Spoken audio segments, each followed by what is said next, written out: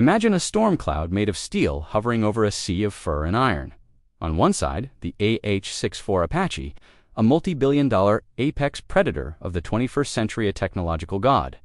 On the other, 5,000 Viking warriors, the most feared raiders of the medieval world, a human ocean. One represents the pinnacle of digital destruction, the other the peak of primal bravery. It is a collision of two eras separated by a millennium, where the gods of Valhalla meet the fires of modern physics. The AH-64 Apache, the Apache isn't just a vehicle, it's a flying fortress. Its most terrifying feature is the M230 chain gun, a 30mm automatic cannon slave-linked to the pilot's helmet. Wherever the pilot looks, the gun points. It fires HEDP high-explosive dual-purpose rounds at a rate of 625 rounds per minute. To the Vikings, this isn't a weapon. It is the finger of an angry deity.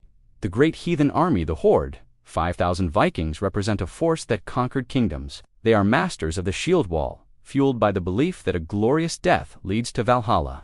Their discipline is legendary, and their numbers are enough to carpet the landscape. The conflict, the Vikings rely on the iron price hand-to-hand combat. But their bearded axes, round shields, and mail shirts are designed to stop swords, not supersonic lead.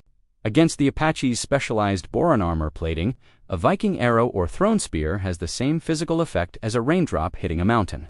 The Vikings stand in a massive, mile-wide shield wall, chanting songs of war. Suddenly, a rhythmic thumping tears the air. From 2 miles away, well beyond the reach of any Baltha, Apache tilts its nose. The pilot engages the 30mm chain gun.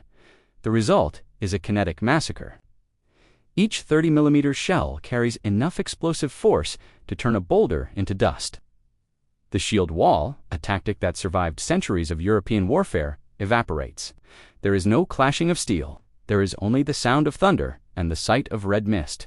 To the Vikings, this is divine wrath.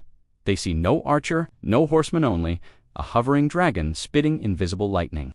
The Viking commanders realize that standing still is suicide.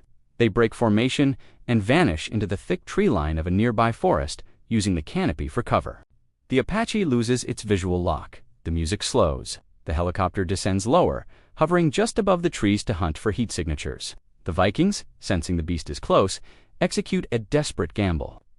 Hundreds of warriors emerge from the brush simultaneously, throwing grappling hooks and heavy fishing nets toward the low-flying rotors. A stray spear wedges into the tail rotor housing. The cockpit alarms blare. For a moment, the god looks vulnerable. The machine is blinded by the very terrain it seeks to dominate.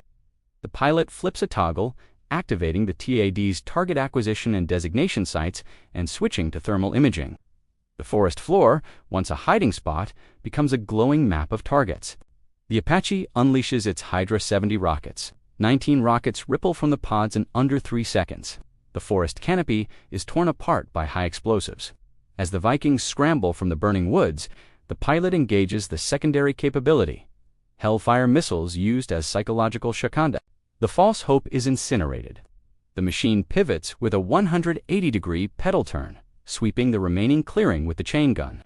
In minutes, the human ocean is silenced.